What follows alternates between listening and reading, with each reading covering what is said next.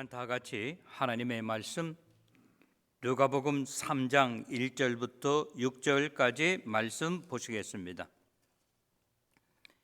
누가복음 3장 1절부터 6절까지 말씀입니다. 저와 여러분이 한 절씩 교독하도록 하겠습니다. 디베레오 황제가 통치한 지 15해 곧 본디오 빌라도가 유대의 총독으로 헤롯이 갈릴리의 본붕왕으로 그 동생 빌립이 유드레와 드라고닛 지방의 본붕왕으로 루사니아가 아빌레네의 본붕왕으로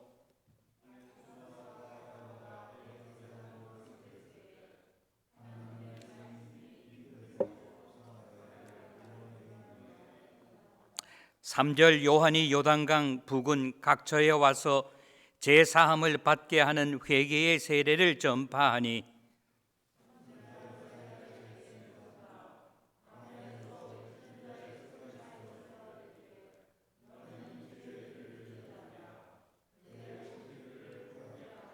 모든 골짜기가 메워지고 모든 산과 작은 산이 낮아지고 굽은 것이 곧아지고 험한 길이 평탄하여질 것이요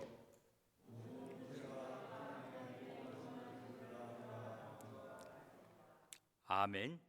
찬송 중에 하나라고 하는 것을 우리가 잘 알고 있습니다. 존 뉴턴 또의 상인 또 선장이었던 저분이 미국에 와가지고 서바나 조지아 가면요 큰 교회들은 바깥에 다 써붙였어요. 존 뉴턴이 우리 교회 교인이었다라고 하는 것. 여러분 한번 생각해 보세요. 시간이 다 지나고 난 다음에 여러분이 하나님께서 귀하게 쓰시는 또 하나님의 또 이렇게 종이 되고 일꾼이 되었을 때 아무개는 우리 베델교회 교인이었다. 이렇게 참 자랑스러운 그런 분들이었으면 하는 생각을 해보게 됩니다. 오늘 우리 대강절 세 번째 주일을 보내고 있습니다. 첫 번째 주일에는 다시 오실 예수님에 대해서, 그리고 지난 주에는 너희 하나님을 보라. 오늘은 세 번째 시간으로서 오실 길을 예비하라 라고 하는 제목으로 우리 하나님 말씀 생각해 보면서 은혜 받는 시간이 되기를 바라고 원합니다. 오늘 본문 말씀 누가복음 3장 1절부터 6절에 나오는 말씀을 저는 크게 셋으로 나누었습니다. 우리들이 준비가 되어 있지 않든 메시아는 다시 오신다고 하는 사실을 꼭 기억하시는 저와 여러분이 되시기를 바랍니다.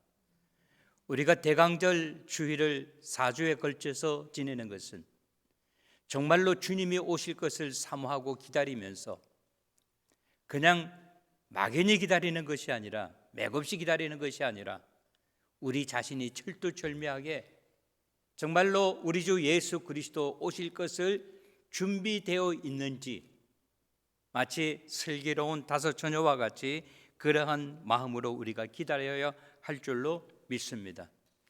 본문 말씀에 보면은 크게 저는 셋으로 나누었습니다. 1절부터 2절 상반절까지 보면 메시아를 기다리는 위정자들, 조금 전에 말씀드렸습니다.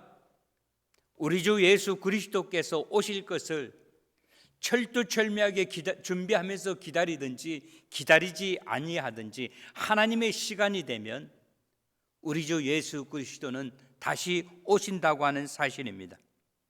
두 번째 우리가 기억해야 하는 것은 2절 중반부터 3절에 보면은 하나님의 말씀이 단 한 사람에게 임하였다고 하는 것입니다. 하나님의 하실 일을 사가랴의 아들 요한에게 전달해 주었다라고 오늘 본문은 이야기하고 있고, 그 다음에 세 번째 4절부터 6절에 보면 광야에서 외치는 자의 소리가 있었는데 그 광야에서 외치는 자의 소리가 사람들의 삶을 통째로 바꾸어 주었다라고 하는 것입니다. 먼저 1절부터 2절 말씀을 다시 한번 봐주시기 바랍니다. 누가복음 3장 1절부터 2절 봉독해 드립니다.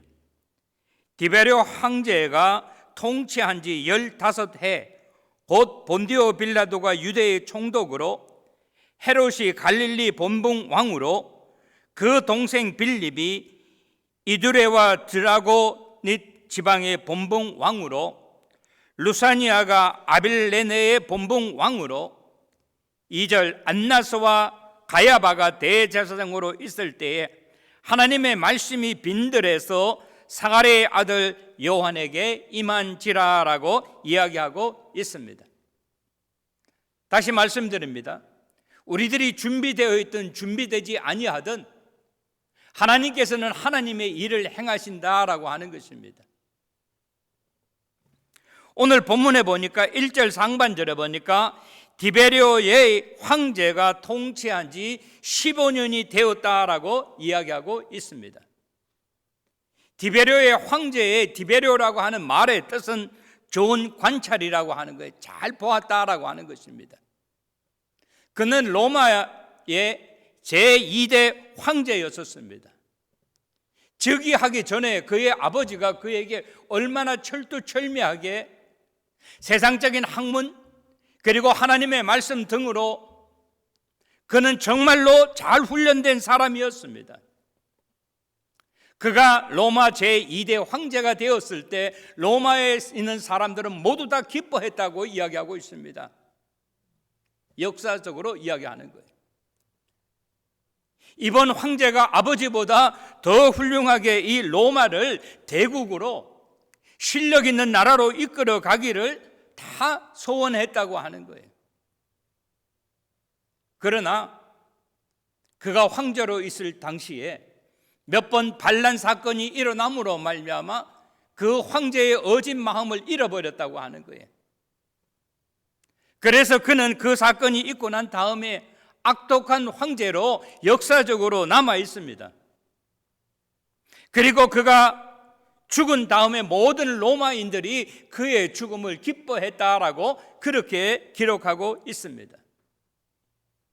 우리는 여기서 한 가지 깨달아야 하는 것이 있습니다.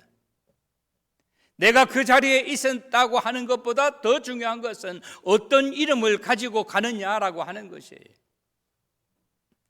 본디오 빌라도가 유대 총독으로 있었다고 1절 중간에 이야기하고 있습니다. 그 당시에 총독은 법원에서 내린 판결을 뒤집을 수 있는 권한이 있었고, 그는 대제사장들을 임명할 수 있는 그런 권한이 있었고, 군사적으로 사법적으로 종교를 관장할 수 있었기 때문에 절대 권한을 가진 사람이라고 이야기할 수 있습니다.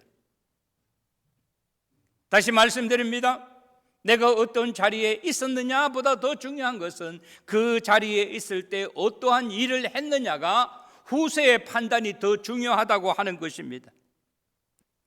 헤롯 안티파스라고 하는 사람은 갈릴리 본봉 왕이라고 이야기하고 있습니다. 그러나 이 사람처럼 요즘에 말하는 금수저 인생은 일찍이 없었다고 하는 것입니다. 본봉 왕이라고 하는 것은 미국으로 말하면은 주지사를 이야기하는 것입니다. 한 나라가 있는데 그 절대적인 거기에 그 지역에 대한 권한을 본봉 왕에게 맡겨 주었다고 하는 것입니다. 그는 어떤 폭군이었는가 하면 자기의 동생 빌립의 아내 헤로디게아에게 장가를 들 정도로, 동생의 아내를 뺏을 정도로 그는 원하는 것을 다 이루었다고 하는 것입니다. 그는 헤로디아의 청에 의해서 요한을 잡아다가 옥에 가두는 일도 하였다고 하는 것입니다. 그의 동생 헤롯은 어떤 사람입니까? 그의 형의 도움으로, 아버지의 도움으로 이루데라고 하는 곳과 드란고니디라고 하는 지방의 본봉 왕이 되었다라고 이야기하고 있습니다. 다른 말로 표현하면 부모님을 잘 만나서, 형을 잘 만나서 그는 본봉 왕이라고 하는 자리에 올랐다라고 이야기하고 있습니다. 루사니아가라고 하는 사람은 어떻습니까? 그의 이름은 슬픔은 끝났다라고 하는 그런 이름을 가지고 있습니다. 다시 말하면 좋은 부모를 만났기 때문에 아이가 태어나는 순간 너에게는 늘 기쁜 일, 좋은 일만 있을 것이다 라고 이야기했는 것처럼 아빌레셋이라고 하는 곳에 분봉왕이 되었다라고 이야기하고 있습니다. 아빌레넷이라고 하는 것은 헤르몬 산 북동쪽에 있는 왕국을 이야기하는 것입니다. 그러면 교회는 뭔가 좀 달라야 되는데 교회도 별 다를 바가 없었다고 이야기하고 있습니다. 2절에 보니까 안나스와 가야바가 대제사장으로 있었다라고 이야기하고 있습니다. 다시 말씀드립니다. 내가 무슨 일을 했느냐보다 더 중요한 것은 그 자리에 들어가는 것이 중요한 것이 아니라 그 자리에 있을 때 어떠한 일을 했느냐라고 하는 것이에요. 우리가 생각할 수 있는 것은 대제사장만큼 하나님의 말씀에 헌신한 사람이 어디 있겠습니까? 그러나 그들은 대제사장임에도 불구하고 하나님이 하시는 일을 그들은 듣지 못했고 깨닫지 못했다고 하는 것입니다. 우리가 성경에서 잘 알지 않습니까? 내가 주의 이름으로 병자도 고쳤고 내가 주의 이름으로 이것도 했고 저것도 했습니다. 주님 나를 기억하지 못합니까? 라고 물어보니까 주님께서 이야기합니다. 내가 너를 도무지 기억하지 못한다. 네가 어찌 나의 일을 했다고 하느냐? 네가 내 이름을 빌어서 너의 일을 했지 않느냐라고 하면서 주님께 책망받아서는 아니 될 줄로 믿는다라고 하는 것이. 세상이 타락했다고 한다면 교회는 소금과 빛의 역할을 해야 함에도 불구하고 오늘 안나스와 가야바는 그 일을 감당하지 못했습니다. 그러나 그때 2절 하반절에 보니까 빈들에서 사가리의 아들 요한에게 하나님의 말씀이 임했다라고 이야기하고 있습니다. 중요한 것은 뭐예요? 빈들이라고 이야기하고 있어요. 아무도 없는 곳에서. 누가 알아주는 사람도 없고 보아주는 사람도 없고 듣는 사람도 없는 곳에서 자기의 할 일을 사가리의 아들 요한은 했다고 하는 것입니다. 오늘 요한이 요단강 근처 베다니에서 사역을 했다고 이야기하고 있습니다. 전에 제가 여러분께 말씀드렸죠.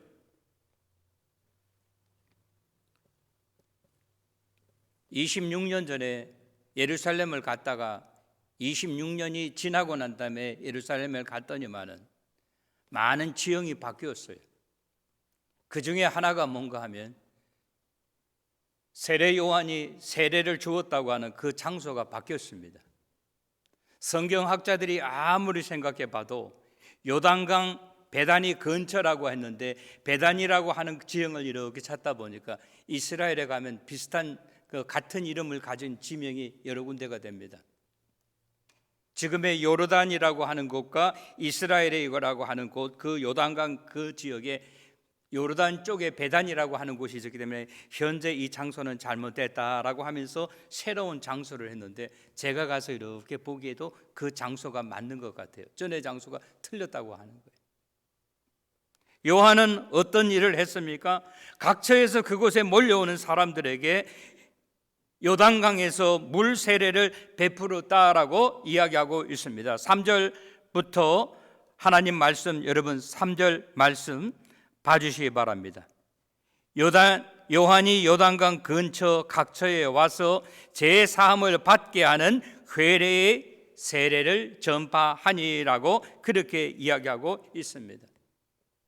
지난 목요일 제일장로교회 시무하시던 최유찬 목사님께서 구아타말라 선교를 이제 떠나신다고 해서 우리 목사님들끼리 아침 조찬을 같이 하면서 참 아쉬운 마음을 전했습니다. 작은 교회에서 큰 교회로 간다 이랬을 때는 우리가 참 마음이 참 기쁜데 목회하던 거 내버려 두고 어떤 사건이 있었는지 사연이 있는지 저는 몰라요. 그러나 선교지로 간다고 하니까 제 마음이 짠하더라고요. 제가 우리 최유찬 목사님한테 목사님 가서 열심히 하십시오. 내가 우리 목사님 위해서 기도할게요 라고 말씀을 드렸습니다. 내가 무엇을 하느냐보다 더 중요한 것은 뭐예요? 소명을 받았느냐라고 하는 것이죠.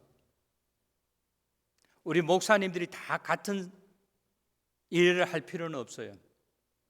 어떤 사람은 빌리그레임 목사님 같이 전도자로 부름을 받은 사람이 있고, 어떤 사람은 선교사로 부른 사람이 있고, 어떤 사람은 목회자로 부름 받은 사람이 있습니다. 무엇이 더 중요하고 덜 중요하고가 아니에요. 중요한 것은 뭡니까? 하나님께로부터 그 사역에 부름을 받았느냐라고 하는 것이에요.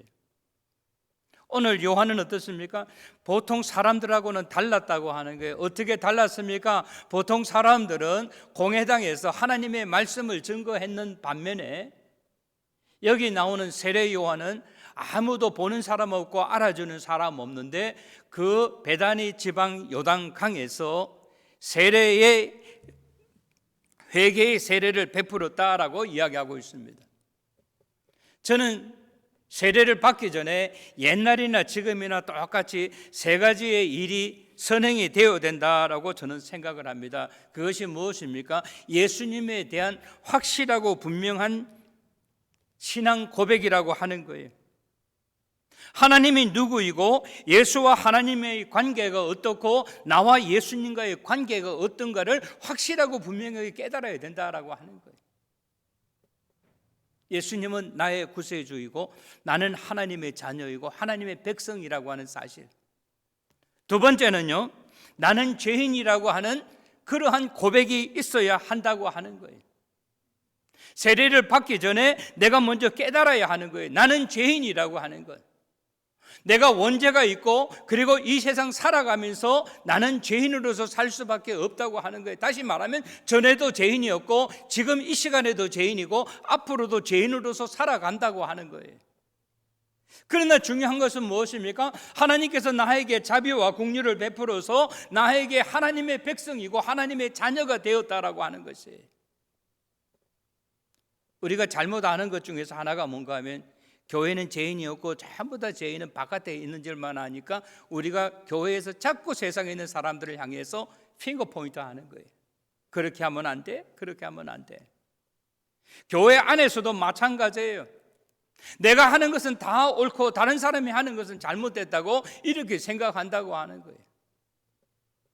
오늘 본문은 우리들에게 분명히 이야기하고 있습니다. 회개의 세례를 전파했다. 그리고 마지막은 무엇입니까? 죄 사함을 받게 하는 회개의 세례를 받았다라고 이야기하고 있습니다. 세례를 받으면서 우리가 잘 아는 것처럼 어떻게 나는 죄인이었는데 나 지난 날의 삶을 내가 한번 돌아보면서 이렇게 살아서는 안 되겠구나. 하나님의 말씀대로 솔직하고 진정한 마음으로 그러한 믿음으로 살아가야 된다라고 하는 것이. 오늘 이 일을 누가 감당했습니까? 오늘 본문에서 이야기하고 있는 세례 요한이 감당을 했다라고 이야기하고 있습니다. 4절부터 6절의 마지막으로 보면 광야에서 외치는 자의 소리가 있었다라고 이야기하고 있습니다. 대제사장들에게 임한 것이 아니라고 하는 거예요. 교회당에서 예배드리는 사람에게 임한 것이 아니라고 하는 것입니다. 우리가 잘 아는 것처럼 4절부터 6절에 있는 것은 구약성경 이사야서에 써있는 내용입니다. 다시 읽어드리겠습니다. 4절 선지자 이사야의 책에 쓴 바 광야에서 외치는 자의 소리가 있어 이르되 너희는 주의 길을 준비하라. 그의 오실 길을 곧게 하라.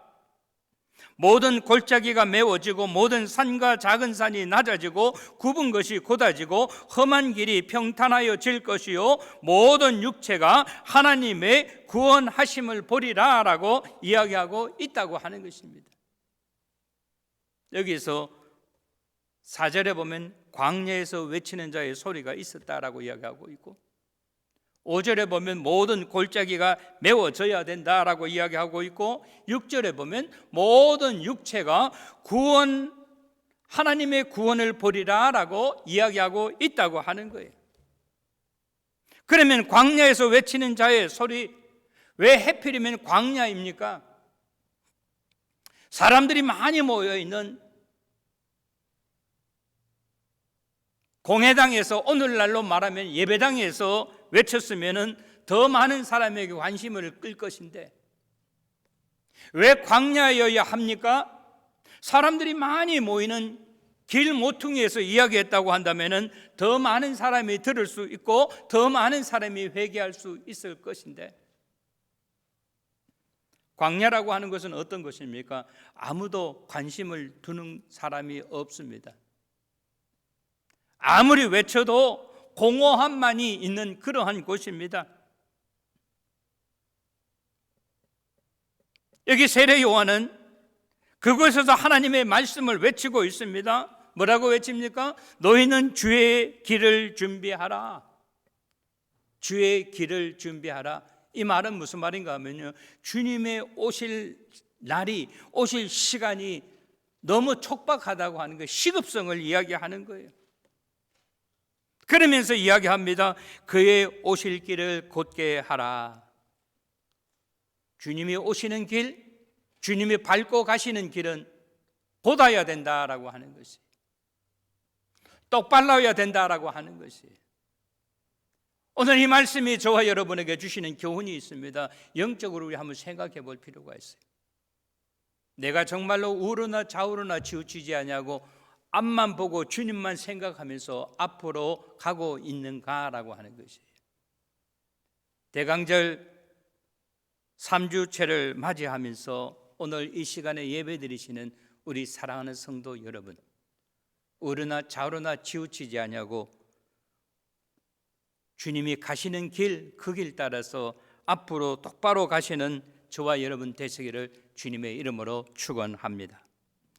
5절 말씀은 이야기합니다. 모든 골짜기가 메워지라라고 이야기하고 있어요. 주님이 가시는 그 길은 킹사하웨이, 왕의 대로이기 때문에 높은 산과 낮은 산, 모든 산들, 큰 산과 작은 산들이 낮아지고 낮아져야 된다라고 하는 것이, 굽은 것이 곧아져야 된다라고 이야기하고 있습니다. 굽은 것이 굽은 모습 그대로 어떻게 주님을 맞이할 수 있겠느냐라고 하는 것이, 험한 길이 평탄하여져야 된다라고 이야기하고 있습니다. 다시 말하면 주님의 오실 것을 대비해서 신장로를, 킹사하웨이를 우리들에게 만들라라고 이야기하고 있습니다. 사랑하는 성도 여러분, 오늘 우리의 마음속에서 낮아져야 하는 것이 있지는 않습니까? 메꿔져야 하는 것이 있지는 않습니까? 오늘 이 말씀의 의미를 잘 기억하시고 생각하시는 저와 여러분 되시기를 주님의 이름으로 축원합니다. 마지막으로 6절에 보니까 모든 육체가 하나님의 구원을 보리라라고 이야기하고 있어요. 모든 사람이 그분이 하시는 일을 보게 된다라고 하는 거예요. 믿는 사람만 보는 것이 아니에요. 안 믿는 사람들도 봅니다. 오래된 사람만 보는 것이 아니에요. 처음 믿는 사람도 보게 된다고 하는 거예요. 직분자만 보는 것이 아니라 어디에 있는 사람이라든지 하나님의 오심을 다 볼 수 있다고 하는 거예요. 하나님이 하시는 일은 무엇입니까? 여기에 중요한 단어, 구원이라고 하는 단어입니다. 우리의 죄와 허물로 말미암아서는 절대로 구원받을 수 없는 우리들을 위하여 하나님 아버지께서 길을 마련하셨으니 그 길이 무엇입니까? 우리 주 예수 그리스도께서 인간의 몸으로 오셔가지고 우리들의 죄를 위하여 십자가에 달려 돌아가셨다라고 하는 사실입니다. 이 사실을 깨달으면 우리는 어떻게 합니까? 주님의 오심을 환영하고 그리고 찬양한다고 하는 거예요. 그렇습니다. 오늘 우리는 참으로 험하고 힘든 세상을 살아가고 있습니다. 여러 가지 경제적으로 어려운 문제, 정치적으로 어려운 문제, 팬데믹으로 인하여 어려운 문제를 우리는 동시에 끌어안고 살아야 된다라고 하는 것이에요. 그럼에도 오늘 저와 여러분이 기억해야 하는 것은 무엇이겠어요? 내가 잘했기 때문에, 내가 수고했기 때문에, 내가 헌신했기 때문에 라고 하는 것이 아니라고 하는 거예요. 모든 것이 여호와 하나님께서 행하셨습니다 하면서 그분에게 영광을 돌리시는 저와 여러분 모두가 되시기를 주님의 이름으로 축원합니다. 오늘 본문 말씀의 결론이 무엇입니까? 다시 오실 예수님, 우리가 준비되어 있든 준비되어 있지 아니하든 우리 주님께서는 오신다라고 하는 거예요. 이왕이면 우리가 준비되어서 우리 주 예수 그리스도를 맞이하는 것이 아름다운 일, 기쁜 일 아니겠는가라고 하는 거예요. 너희 하나님이 행하시는 일을 보라라고 이야기하고 있습니다. 하나님은 너희들을 사랑하시어서 어떤 일을 행하셨는가를 보라. 하나님이 보내신 우리 주 예수 그리스도는 그는 하나님의 아들일 뿐만 아니라 그 스스로가 하나님이었다라고 하는 거예요. 얼마나 우리들을 사랑하셨으면 그가 자기 목숨을 대신하면서 우리들을 구원했느냐라고 하는 것 기억하시면서 그의 오실 길을 예비하시는 저와 여러분 모두가 되시기를 바라고 원합니다. 다음 주 대강절 네 번째 육신으로 오신 하나님 생각하면서 우리 대강절 주일에 정말로 주님 오신 것을 사모하고 기다리면서 주님 오실 때 잘했다 칭찬받는 모든 성도님들 되시기를 주님의 이름으로 간절히 축원합니다. 좋으신 우리 하나님 아버지의 은혜와 사랑을 감사드리고 또 감사드립니다. 오늘 저희들 우리 주 예수 그리스도의 오실 길을 예비하라고 하신 이 말씀 기억하면서 우리가 어떻게 대강절을 보낼 것인가를 생각할 수 있도록 은혜 주신 하나님 감사합니다. 우리 주 예수 그리스도는 오셔도 그만 안 하셔도 그만이 아니라 우리 주 예수 그리스도는 사모하는 자들에게 임한다고 하는 사실을 우리가 기억하면서 여러 가지 어려운 환경과 처지와 형편 가운데서도 우리 주님을 사모하는 우리 모두 되게 하여 주시옵소서. 이 모든 말씀 우리 주 예수 그리스도의 이름 받들어 감사하며 기도드리옵나이다. 아멘.